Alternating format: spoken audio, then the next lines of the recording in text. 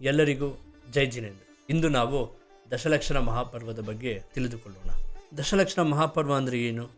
ಹೆಸರಲ್ಲೇ ಇದೆ. ದಶ ಅಂದರೆ 10, ಲಕ್ಷಣ ಅಂದರೆ ಗುಣಗಳು, ಪರ್ವ ಅಂದರೆ ಆಚರಣೆ. 10 ಗುಣಗಳನ್ನು ಆಚರಣೆ ಮಾಡುವುದೇ ದಶಲಕ್ಷಣ ಮಹಾಪರ್ವ.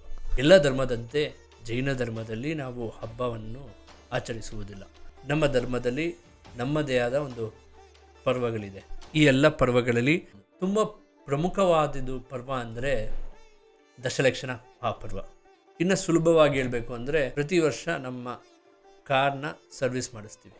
ಅದೇ ತರಹ ನಾವು ನಮ್ಮ ಆತ್ಮನನ್ನು ಶುದ್ಧಿ ಮಾಡ್ಕೋಬೇಕು. ಪ್ರತಿದಿನ ಪ್ರತಿ ಕ್ಷಣ ಈ ಆತ್ಮನನ್ನು ನಾವು ಕರ್ಮದಿಂದ ಬಂಧನ ಮಾಡಿರುತ್ತೇವೆ. ಕರ್ಮವನ್ನು ಕ್ಷಯ ಮಾಡಿಕೊಂಡು ಆತ್ಮವನ್ನು ಶುದ್ಧಿ ಮಾಡುವಂತಹ ಕಾರ್ಯ ಈ ಪರ್ವದಲ್ಲಿದೆ. ಈಗ ಈ 10 ದಶಧರ್ಮಗಳು ಯಾವುದು? ಉತ್ತಮ ಕ್ಷಮ, ಉತ್ತಮ ಮಾರ್ಧವ, ಉತ್ತಮ ಆರ್ಜವ, ಉತ್ತಮ ಶೌಚ, ಉತ್ತಮ ಸತ್ಯ, ಉತ್ತಮ ಸಂಯಮ, ಉತ್ತಮ ತಪ, ಉತ್ತಮ ತ್ಯಾಗ, ಉತ್ತಮ ಅಕಿಂಚನ್ಯ, ಉತ್ತಮ ಬ್ರಹ್ಮಚರ್ಯ. ಭಾದ್ರಪದ ಮಾಸದಲ್ಲಿ ಬರುವಂತಹ ಈ ದಶಲಕ್ಷಣ ಮಹಾಪರ್ವದಲ್ಲಿ ಎಲ್ಲರಲ್ಲಿರುವಂತಹ ಯೋಚನೆ ಏನು ಅಂದರೆ ಪರ್ಯುಷನ್ ಪರ್ವ, ದಶಲಕ್ಷಣ ಪರ್ವದಲ್ಲಿ ಉಪವಾಸ ಮಾಡ್ತೀವಿ ಅಂತ.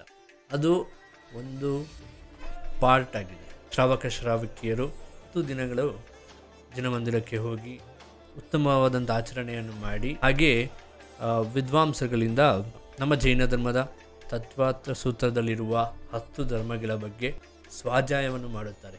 ಅದು ದಶಲಕ್ಷಣ ಮಹಾಪರ್ವದ ಇನ್ನೊಂದು ಭಾಗ. ಇದು ಬರೀ ಉಪವಾಸ ಅಲ್ಲ, ಸ್ವಾಧ್ಯಾಯ, ಆಚರಣೆ ಹಾಗೂ ಉಪವಾಸ ಇವೆಲ್ಲ ಸೇರುವಂತಹ ಪರ್ವ ದಶಲಕ್ಷಣ ಮಹಾಪರ್ವ. ಈ 4 ಸಾಲುಗಳಿಂದ ಈ ವಿಡಿಯೋವನ್ನು ಮುಗಿಸುತ್ತೇನೆ.